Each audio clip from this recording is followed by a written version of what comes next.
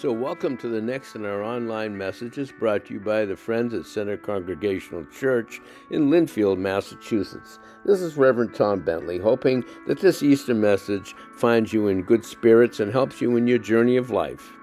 If you'd like to know more about Center Congregational Church, there'll be some information for you at the end of the video. So thanks for spending time with us.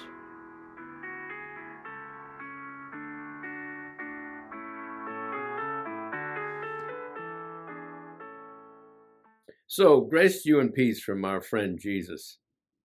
We're in the Easter season. Actually, this message is being offered right around the time of Easter Sunday, 2025.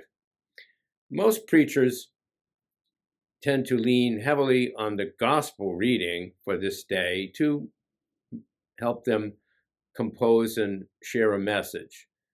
That's where usually the inspiration is, and it certainly still is for me. I mean, this is that story, and it's in Luke, it's in the Gospel of John. It's when Jesus has been crucified and the women go to the tomb and find him not there. And it's this great stress of where is he? And then he appears to Mary Magdalene. It's very powerful, very spiritual, and very grounding. It's also helpful at this time, though, to take a moment with what the lectionary suggests in different directions. And this message I'm offering right now is going to be drawing a little more from the book of Acts. It's a reading from Acts. Let's take a look at it. And a quick little background.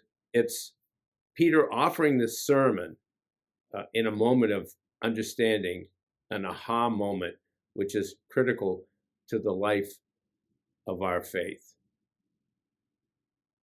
Peter fairly exploded with his good news. It's God's own truth. Nothing could be plainer. God plays no favorites. It makes no difference who you are or where you're from. If you want God and are ready to do as he says, the door is open.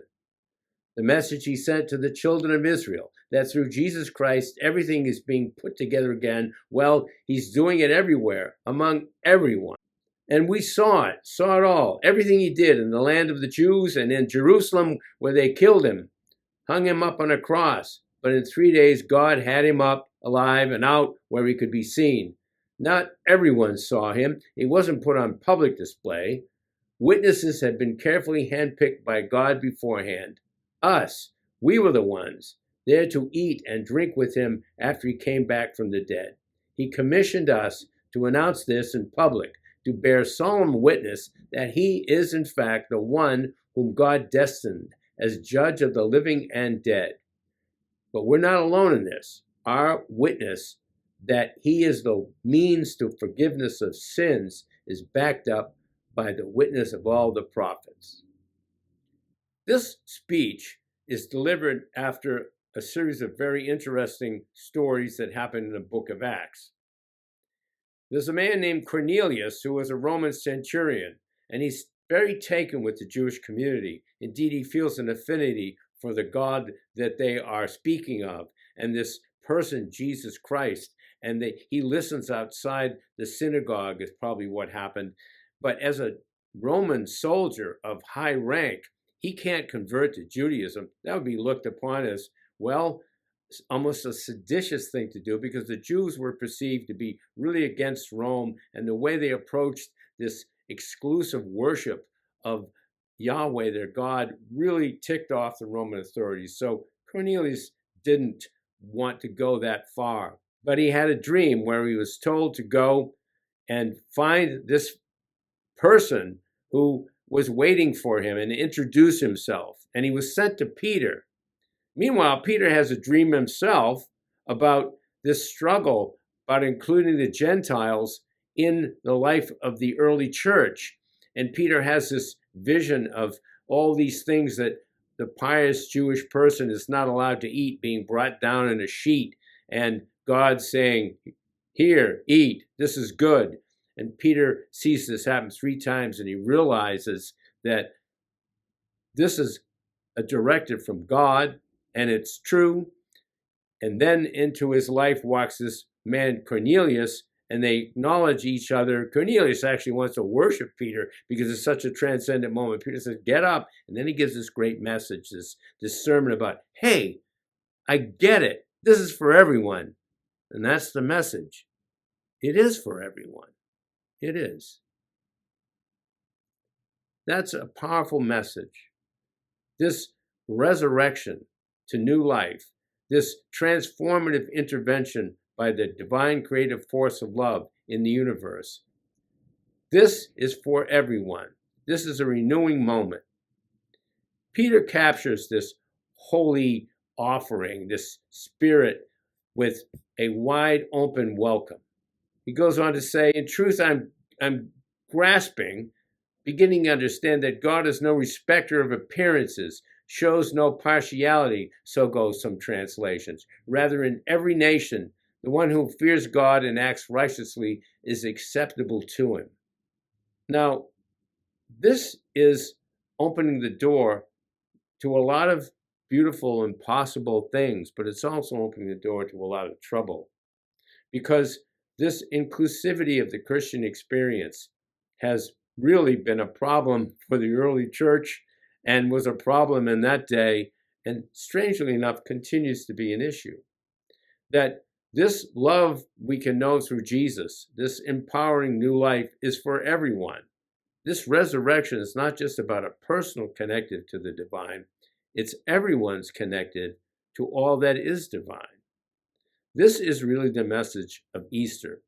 It's a message of broad and invigorating renewal, coming after death and destruction, after horror and unhappiness, after crucifixion and torture and murder. Then this new life comes, which is not to be killed, which is eternal, which can speak within us, among us, and through us to others. Cornelius recognized the empowering truth that he was seeing these early Christians share with one another. It was how they treated each other, how they connected to one another in the most cruel of times with the greatest love. They offset that cruelty of that day, and those called to be in love and the love of Jesus now are called to offset the cruelties of our own time.